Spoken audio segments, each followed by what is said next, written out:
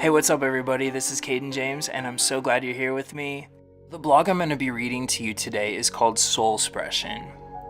From time to time, I will create my own term for something when I don't know of one in existence. A soulspression occurs when the vibrancy of a person's soul greets the physical world. This loving visual can be recognized on someone's face and can leave a lasting impression in the memory of the person who views it. A soulspression is one of the most amazing gifts I've ever received. On rare occasions, I've even been fortunate enough to get one from a complete stranger. It's hard to explain how incredible this feeling is, but when you do something to elicit such a powerful reaction, you are immediately filled with so much loving energy that you will find your soul beaming through your face. These are some of my favorite moments shared between two people and ones that I love to co-create. Our gifts can be large or small, but when we lovingly do something or give to someone because we feel a tugging at our heart and not to gain anything in return, a miracle occurs. All acts of love are miracles according to the book A Course in Miracles, and I happen to agree. The person receiving a miraculous gift may not consider themselves to be particularly spiritual, but they are often able to feel the non-physical realm that is full of love. When we receive these kinds of gifts, we may not be able to find the words to fully express our gratitude because the actions are motivated from outside the physical realm, thus leaving us speechless.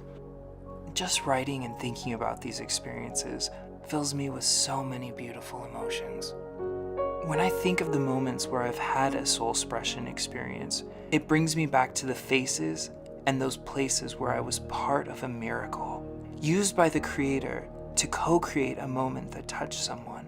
These moments made an imprint in my heart, and I seek them more and more in this life. If you can't remember ever experiencing this feeling, you might be reading this thinking, what's this guy talking about?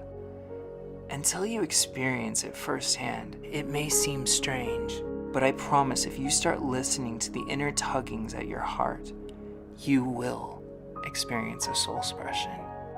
The calling often comes as a subtle little whisper in your heart. Have a conversation with him. See if she needs help carrying that bag. Call that friend up and offer to listen. If you listen to your inner guidance and do these kinds of things, you will experience the profound and life-changing moments that will touch your heart deeply. Just allow yourself to be of service to the greater power.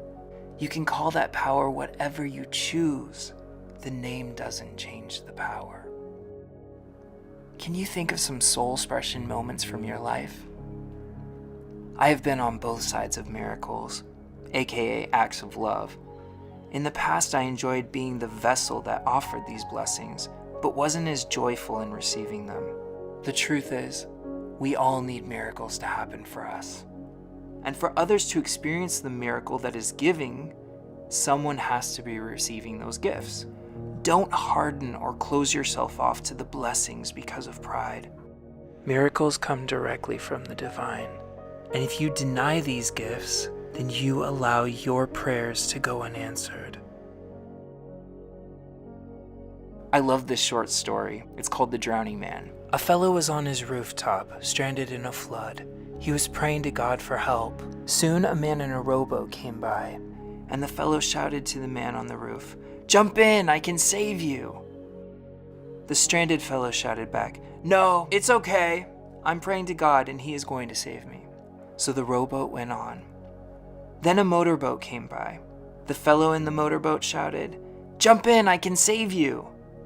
To this the stranded man said, "No thanks, I'm praying to God and he's going to save me.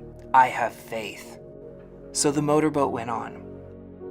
Then a helicopter came by and the pilot shouted, "Grab this rope and I will lift you to safety." To this the stranded man again replied, "No thanks, I'm praying to God and he's going to save me. I have faith." So the helicopter reluctantly flew away. Soon the water rose above the rooftop and the man drowned.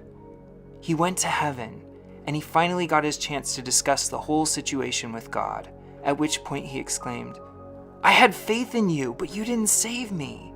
You let me drown. I don't understand why." To this, God replied, "I sent you a rowboat and a motorboat and a helicopter. What more did you expect?" This story is so great at showing how we often block the miracles we are sent. I have felt completely alone before. Fortunately, that was many years ago, when people I loved and trusted turned their backs on me because they found out I was gay. I lost a lot of family, my church, and many of my friends. But as many people turned away from me, leaving me very, very lonely, in time, new people came into my life, and many miracles came my way. These beautiful people provided me with shelter, food, and were there to listen and offer advice when I was literally homeless. And to this day, none of them have ever asked for anything in return. These were miracle workers. At my most vulnerable time, they showed me compassion and kindness. These acts of love were sparked from the realm of the divine. Some have tried to call it nice people being nice, but this kind of nice would not exist without people listening to the callings and inklings within their souls. Years later, several of the people who left my life during that painful time have grown, apologized, and some are here with me now. It's a testament to the power of love. While I was writing this blog, literally I was typing it, another miracle happened. I had written to author Becky Albertalli. I felt a tug inside me after reading all about the book Simon versus the Homo Sapien Agenda, which became the hit film Love, Simon. The film hadn't been released at the time, but I felt I should send her the letter to appreciate her work and listen to that little tugging inside my heart. I knew that this story was going to be instrumental in changing minds and helping LGBTQ people all around the world, and I wanted to thank her for that. It's been a while since I wrote that letter, and I've seen Love, Simon several times in the theater to show my support. And as I'm writing this blog mentioning the story about people turning away from me and then loving people opening their arms to me, I received an email alert on my phone that Becky had written to me. I read her words of encouragement for my writing and appreciation for my letter. It made me smile to know that my letter had touched her, and now she was touching me. Soulspression. What a beautiful miracle this was. To be writing about Soulspressions, about my childhood and opening up about that, and then to receive that alert right in that moment while I was writing it.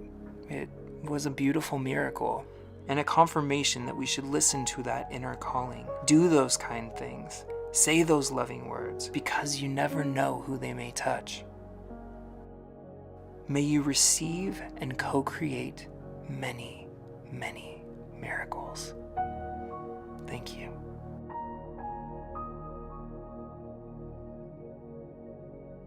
For more empowering content and tools to help you along your journey, please visit cadenjames.com and subscribe to our email list.